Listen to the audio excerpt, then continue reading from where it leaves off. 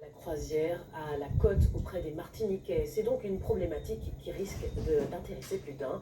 L'agence de voyage spécialisée dans les croisières Star Croisière est en liquidation judiciaire. Des clients se retrouvent donc privés de vacances et ce n'est pas tout. La compagnie MSC déclare ne pas avoir reçu les fonds de nombreuses réservations pourtant réglées par les clients. Les explications de Noah Sinoza et Lauriane Saoui.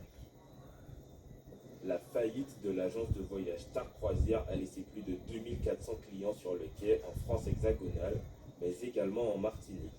C'est un moment difficile d'évaluer le nombre de victimes et nous avons rencontré Lucie qui devait voyager en famille. J'ai ma belle cousine qui a trouvé Star Croisière qui proposait des devis intéressants, un service client rapide, ils étaient réactifs.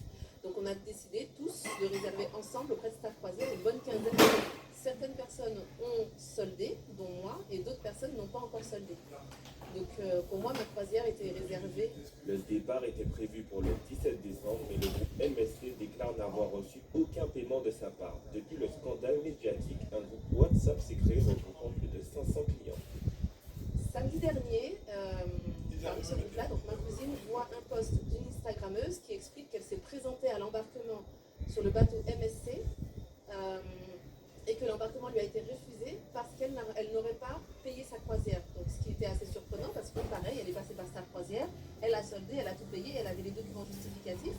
MSC a refusé l'embarquement et en fait ils ont été plusieurs comme ça à avoir un embarquement refusé.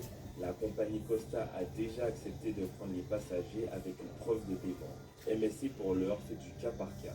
Une mésaventure qui rappelle que l'on doit choisir son agence de voyage avec soin. On ne comprenait pas comment ils faisaient pour avoir des prix, et là on le comprend aujourd'hui parce que compte tenu de la faillite, on voit bien que les prix qu'ils pratiquaient n'étaient pas les prix du marché, ils prenaient sur leur marge ou vendaient à perte. Donc ça c'est une première chose déjà, d'avoir des prix beaucoup moins chers que tous les autres, c'est quelque chose de relativement étonnant. La deuxième chose qu'on recommande, c'est de choisir son agence, une agence en France, pourquoi une agence physique, une agence en ligne, car en France, il y a cette réglementation, il faut être agréé par Atout France, il faut avoir une garantie financière.